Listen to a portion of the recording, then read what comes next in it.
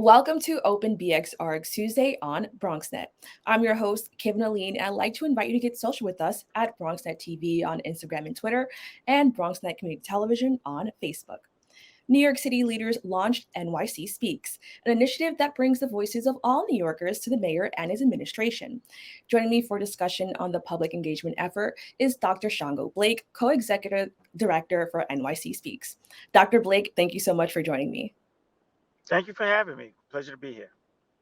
Now, can you tell me about the NYC Speaks initiative and how it started?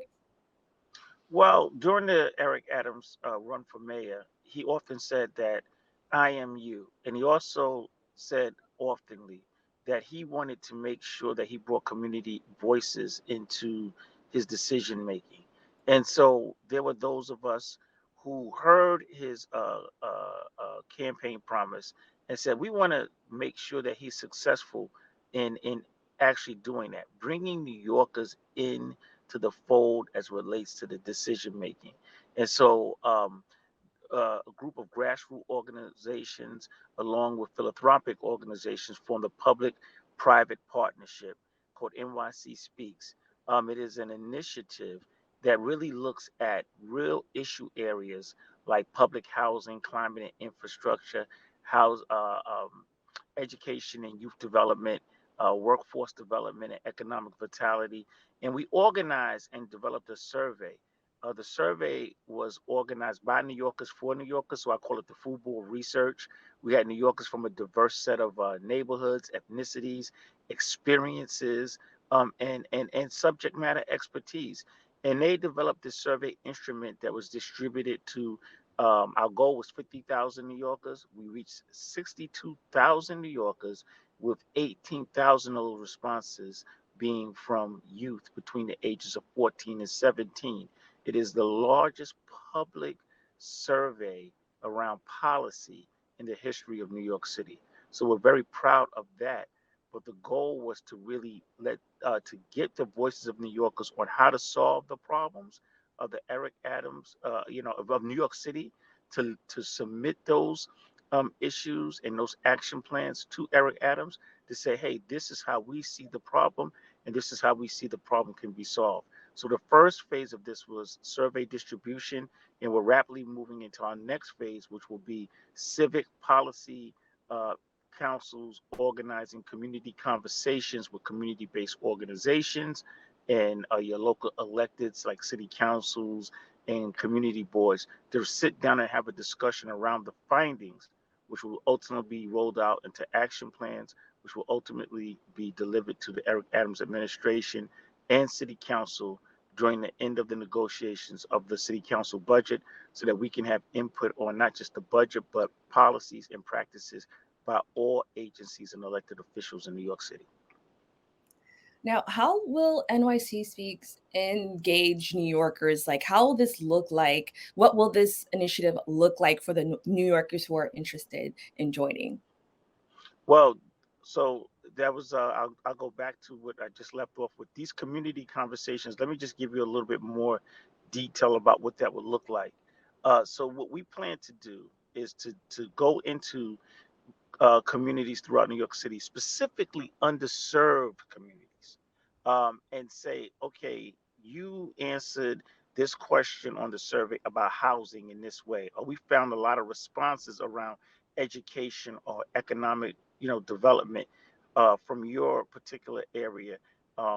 And we want to have a community conversation with you.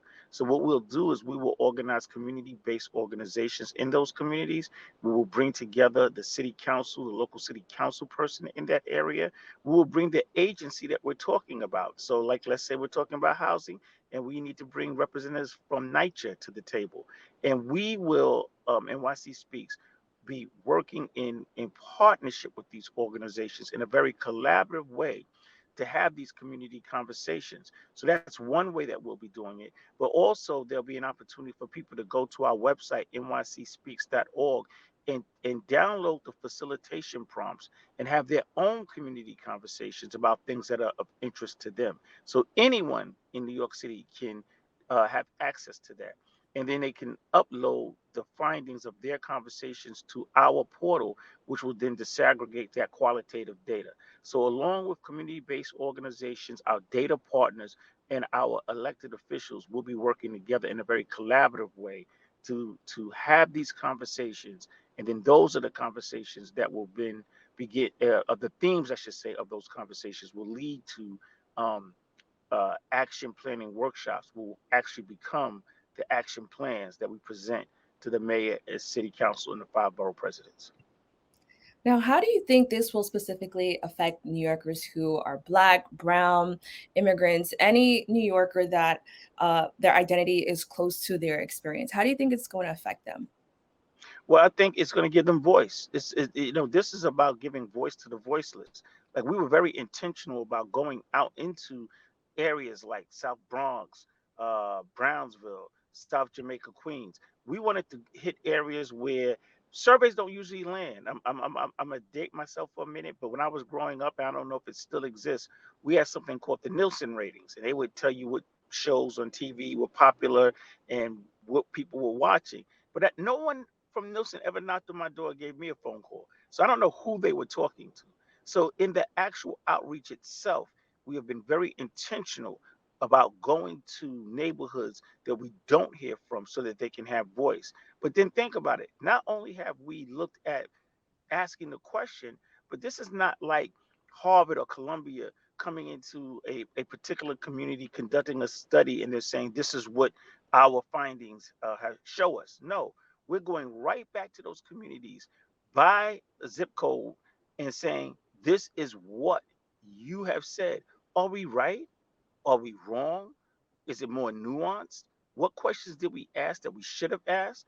Why do you think this theme is bubbling up? So the people who are actually interpreting the findings are the people that the study was conducted on. So throughout the entire process, we have been engaged in community, and I think it will serve our underserved communities, Black, Brown, and immigrant communities in this manner. There has been systemic barriers that disallow certain New Yorkers access to the American dream.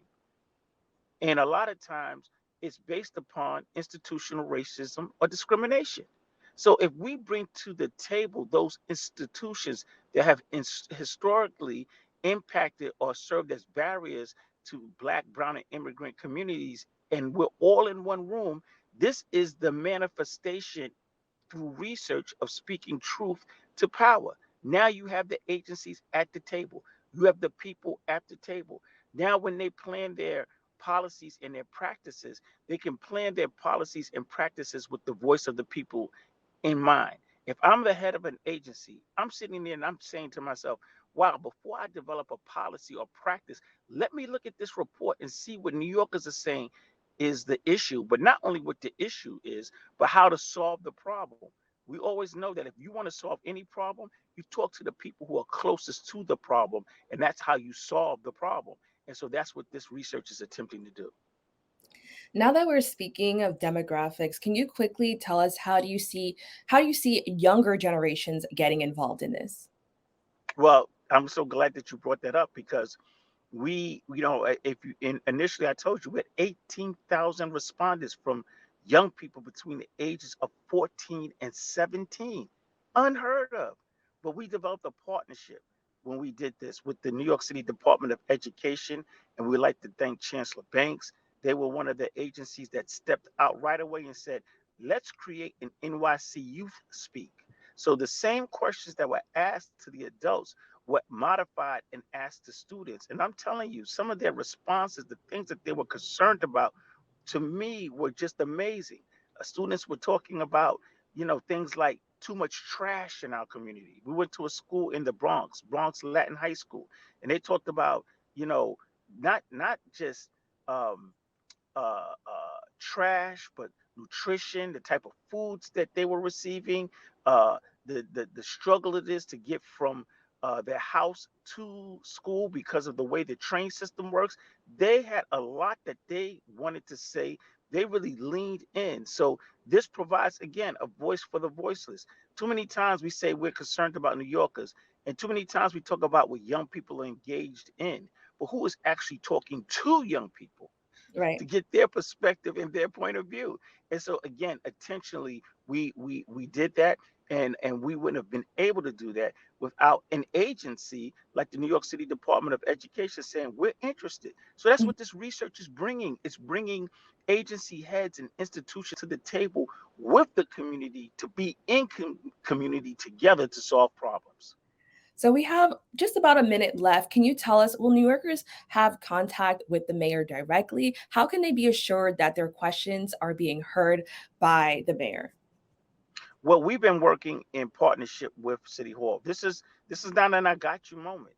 This is independent research, but collaborative in terms of what the research shows us. So we've already briefed every agency head within the New York City Eric Adams administration. We've talked to the deputy mayors. We've briefed the mayor himself, and he has publicly encouraged people to take the survey.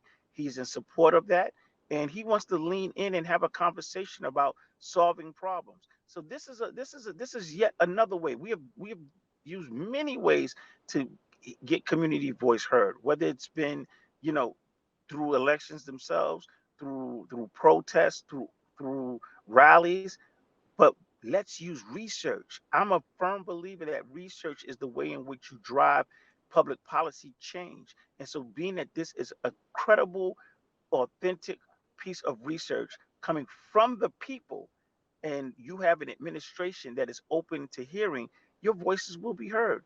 Now, what comes out of that, what decisions are made, that is for the administration to decide. But our goal and our job is to make sure that New Yorkers' voices are heard. And that's what NYC Speaks is all about. Dr. Blake, thank you so much for joining us. As everyone can see on the screen, you can keep up with NYC Speaks by visiting their social media and their website. And once again, Dr. Blake, thank you so much for joining me. No, thank you. It's a pleasure. We'll be right back with more Open BxRx Tuesday.